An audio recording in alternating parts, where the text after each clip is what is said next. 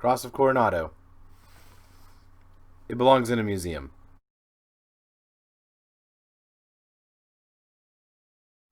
Hey guys, welcome back to the channel. So today we're going to be talking about Indiana Jones and the Last Crusade. This movie came out in 1989, which is the same year, funny enough, as the 1989 Tim Burton Batman movie, the one with Michael Keaton and Jack Nicholson as the Joker. So, Last Crusade. I think this movie is fantastic. It's a great character development. It's a great full-fledged character of Indiana Jones that we get.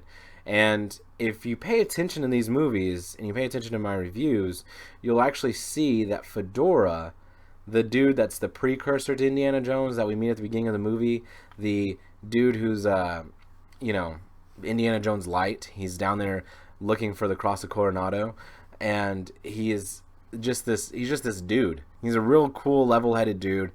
He's got the scar and everything, kind of like Indiana Jones does, and obviously he's got the fedora. And so that character is, funny enough, more in line with the Temple of Doom, Indiana Jones, whereas River Phoenix, as Kid Indiana Jones, is more in line with what we see at the end of Raiders and through this movie. You know, a full-fledged movie hero, full-fledged hero of his own franchise. And so it's kind of like a full circle thing, right? You have him, this idealistic kid, he gets jaded by the world, because of the events that happened to him at the beginning of this movie. He goes ahead and he grows up, gets a fedora, gets a leather jacket, gets a bullwhip, gets a gun, and he becomes a thrill-seeking, fortune and glory archaeologist. And he's that character till about halfway through Raiders, and then he starts to shift. And then at the beginning of this movie, he's just a movie hero. He's just like, the guy who's doing the right thing to do the right thing, which is why he's after the Cross of Coronado yet again. And he's doing it because, gosh dang it, it belongs in a museum. It doesn't belong with some rich dude on some boat out in the middle of some ocean. Not at all. And it's a full circle that he goes on. And actually, he doesn't even want to go on this adventure. It's only because he finds out that his dad's missing that he chooses to go on this adventure. And fun fact, Harrison Ford and Sean Connery are only 12 years apart. And so when they were putting this movie together, George Lucas and Steven Spielberg thought, hey, who'd be really fun is, since we've always kind of toyed around with this being a James Bond kind of esque franchise, to go ahead and get the first James Bond, Sean Connery, to be Indiana Jones' dad. Lucas was like, that would be fun, but I don't know if it's going to work. Spielberg's like, well, that's the worst we can do. Call him? He says no. Let's give him a call. They call him. He says yes. And it does really good. And his interactions, because he has the white beard, he's got, he's the male pattern baldness, and he looks like a dad. And he looks like Indiana Jones' dad. He looks exactly kind of what you'd imagine a dad of a thrill-seeking, adventure-hunting archaeologist would look like, in my opinion. This movie does a lot to speak on father-son relationships for being such a light, fun-hearted movie. The first time that we see Indiana Jones save his dad in the castle, I think is such a son talking to his dad moment, because what happens? Indiana Jones is doing the heroic stuff. He's got the whip, he's impressing the hot blonde chick, and he crashes through the window, and then he gets knocked out by his dad.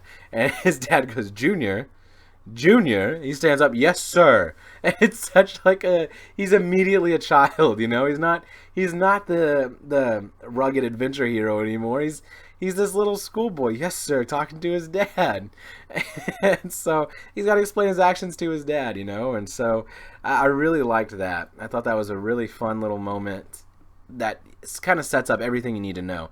Indiana Jones is just a dude with daddy issues. And so the escape out of the castle is also really fun because, that whole scene where they're tied up to the chair and they gotta hop to the fireplace. And Allison Doody, let's talk, because I keep getting distracted with my own thoughts here. Allison Doody, as Elsa Schneider, she is the best femme fatale in any of these movies. She is gorgeous, she's smart, she's deceiving, and she's the best love interest in all the Indiana Jones movies. Yeah, Marion's great, and I'm happy that she returns in the fourth movie. But Elsa Schneider, she's a little bit more on his level. She's like two steps behind him because at this point, Indiana Jones has, he's gone through Temple, Raiders, and then now we're here, right? And then Alison Duty's Elsa Schneider, she's somewhere in her own Raiders adventure, and that cost her deeply because then she, instead of progressing forward to become a hero or a heroine, she progresses back down to the fortune and glory, I want money person, which is why she dies at the end of the movie. Also, she's a Nazi. Spoiler alert. But the musical score, when he goes in to save her, and save her from the bad guy, and he's got the gun on her, and he's like, I'm gonna kill her. I'm gonna do it. I'm gonna do it.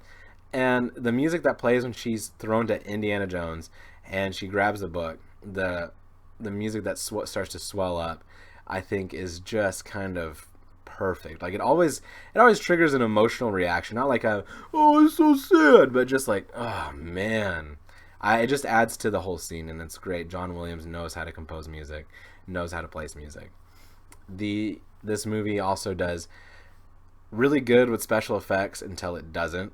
To me, one of the biggest drawbacks of this movie is the airplane when they're on the Zeppelin and they get into the biplane and they're on the airplane, and it's obvious green screen, but it doesn't ruin your movie going experience with it, and I think that's the biggest hindrance of this movie is literally just that one scene, and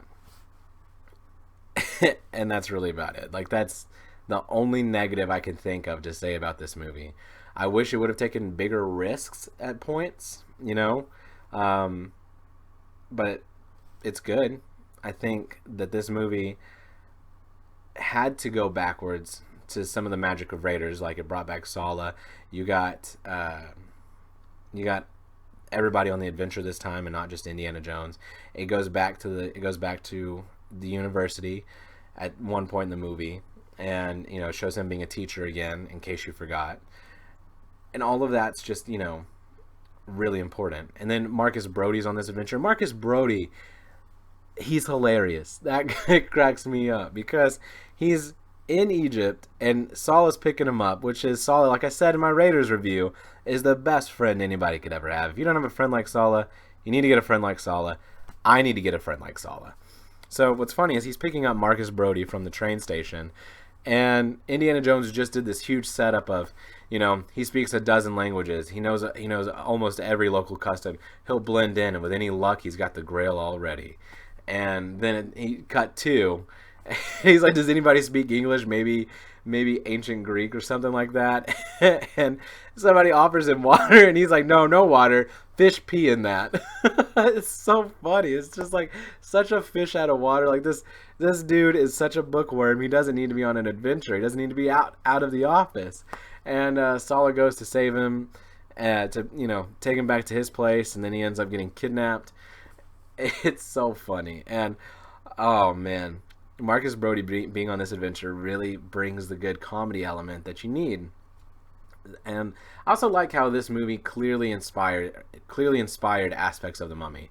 The knights the guards who were trying to protect the secret of the Holy Grail when Indiana Jones and Elsa Schneider are looking for the grave of the Knight Templar. And so they got these guys that come in, they set fire to the whole grave area, and then they get into a huge fight.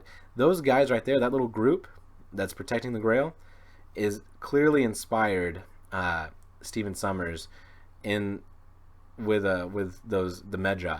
Those are clearly like copy and paste and then slightly changed. It's like, hey, can I copy your homework? Yeah, but don't make it too similar, all right? Okay. That's exactly what that is. Those guys are the Magi. I'm just saying. Like watch Last Crusade and then watch the first Mummy movie and tell me that they're not the same. They're the same. But that's just a fun little thing that I really like that just make me love this movie and The Mummy way more. Harrison Ford in this movie, he bulked up from Raiders of the Lost Ark to Temple of Doom. He put on about 10-15 pounds of muscle, and then he also bulked up from Temple of Doom to Raiders of the Lost Ark because there's that famous concept art that they drew up of Indiana Jones that Harrison Ford was kind of going for. He wanted to look more like that concept art, so he could always be Indiana Jones. And I think at this point he nailed it. And I really like the whole aspect at the beginning of the movie when he's at the college, when he's like, X never marks the spot, and then he cut to the library, he's like, X marks the spot.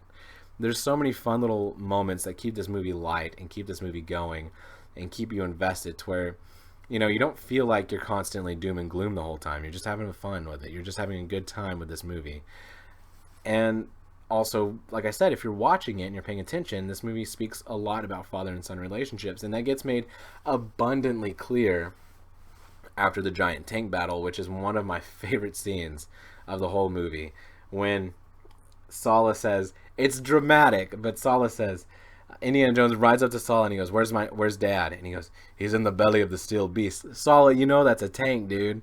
Like, but it's so dramatic, and it builds the tension a little bit more. And then when Indiana Jones gallops after it, and he's fighting all the Nazis on the tank, and then it finally comes up to the big bad, and they have the big bad fight on the top of the tank, and the tank goes over the edge.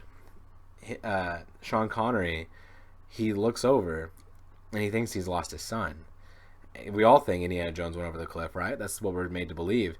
And he's like, there's so much I didn't say. I thought I'd have more time. And then he turns around, and then there's Indiana Jones standing right there, and he gives him this hug, and he goes, I thought I lost you, boy.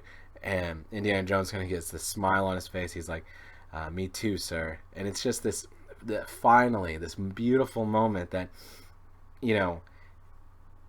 he's finally got that recognition and that love from his dad. He's able to finally get that hug from his dad, and finally feel like he's able to obtain some respect from his dad.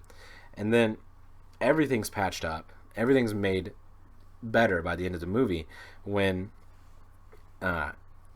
Alison Doody as Elsa Schneider, she steps over the crest, over the seal that the knight told her not to step over, and the ground starts to crack, everything starts to open up, and she falls down. Indiana Jones goes to save her. And what I really like is Indiana Jones clearly has deeper feelings for this chick, because he probably sees aspects of himself in her, which is why he's so eager and so hungry to save her. Because not only, did she help him out, in different aspects and different parts of the way, but I think from watching this movie, he actually genuinely loved her. And so he's trying to save her, trying to hold on to her, but he can't, so she falls and she dies. And then Indiana Jones is immediately placed in the exact same spot. And it shows the character growth, because, he's almost quick to resort back to the Fortune and Glory guy. I can almost reach it, Dad. I can almost get it. I can touch it. He's trying to get the Grail. And then, still kind of needing that recognition from his dad to feel like he's his own person, that he is not Junior, but Indiana. His dad says, instead of calling him Junior, says, Indiana. And once he says that, that's when Indiana Jones realizes, okay, he does see me as my own person. He does know that I'm living my own life. Like, and that goes that much further to heal that relationship with him and his dad. Great scene, great moment. And this is stuff that when you're watching the movie, I don't think people really catch on to as much when they're watching the movie. It's something that, like, as much as I've seen it and I know and I kind of get it, honestly, it wasn't until I started watching all 4 of these movies back to back to get ready for these reviews that I actually was like, oh, hey, you know what I'm saying? So anyway, guys, I think that was really beautiful. And I think also Elsa Schneider's character development, so what I'm talking about with her being somewhere between Temple of Doom and Raiders in this movie, it's kind of made clearer, right? Because when she's joining the Nazis and she says that whole line to Indiana Jones after she's tied up, oh, come now, I would do anything for the Grail. If you were in my position, you would do the same thing. Indiana Jones says, I'm sorry you think that. I'm sorry you feel that way. I'm sorry you think that about me. Whatever he says that. And then right at the book burning scene in the movie, when Indiana Jones is going back for the Grail book, she's looking at the Nazis and she's looking at this giant book burning of them burning all this knowledge and all this story and everything, and she starts to cry, because I think in that moment she realizes, you know what, maybe I'm on the wrong side of this. And so Indiana Jones shows up and you really see the fact that he's actually tortured by her betrayal at the castle in this scene, because he takes a couple of jabs at her about being a Nazi. My dad didn't want this book incinerated, and all this kind of stuff. She goes, is that how lowly you think of me? And he starts choking her, and he goes, all I have to do is squeeze. And it shows like a real kind of like tortured moment, because he's heartbroken that she ended up not only betraying him but also being a Nazi. Imagine that, the girl you love being a Nazi? No, thank you. And Donovan's one of these characters that I haven't talked too much about Donovan, because Donovan, as a villain, he's more kind of just like a two-dimensional villain. There's not really a lot to the character of Donovan. He's a rich dude that has too much money and cannot comprehend aging and does not want to get old and die. That's it. That's the character of Donovan. And then he dies. And the special effects used for his death are great also. I mean, so my son loves this movie. He thinks it's great. It's his favorite Indiana Jones movie. And we always have fun watching it together. But every time it comes to that scene in particular, fast forward, we can't watch this. And then one time I was cleaning our bathroom, and it gets to that scene. I couldn't make it back in there fast enough because my oldest daughter was in my way at the time, so I'm kind of having to step over her. And my son goes, Dad, what happened? And I was like, well, he's a Nazi and he got his comeuppance. Oh, bye-bye, Mr. Nazi. Have a safe trip. And then my son's like, bye-bye, Mr. Nazi. And I was like, how do you recover from that, So that to me was, it's a fun movie that you can watch with the whole family. It's not like Raiders, where your kids might be interested in it, but might also be checked out. And it's definitely not like Temple of Doom, where you shouldn't let your kids watch Temple of Doom. I'm just saying. It's a good movie. I thoroughly love Temple of Doom. But I'm not going to let my son watch Temple of Doom. Or my daughter. Not yet. But anyway, guys, so Last Crusade. This movie, I'm going to give it a solid 4.5 out of 5 stars. And I cannot wait to dive into Kingdom of the Crystal Skull with you guys next week. Also, comment below and let me know what you guys think about the idea of me talking about the Adventures of Young Indiana Jones and the Mystery of the Blues. That's the one that has Harrison Ford in it. And so I'm thinking about doing that. I'm also thinking of a couple of different things, because there's a lot of Indiana Jones stuff that we could get into before we go into the 4th movie. And if you guys want to do that, if you guys want to listen to me talk about that or stutter through it, comment below, let me know, and I'll catch you guys in the next one.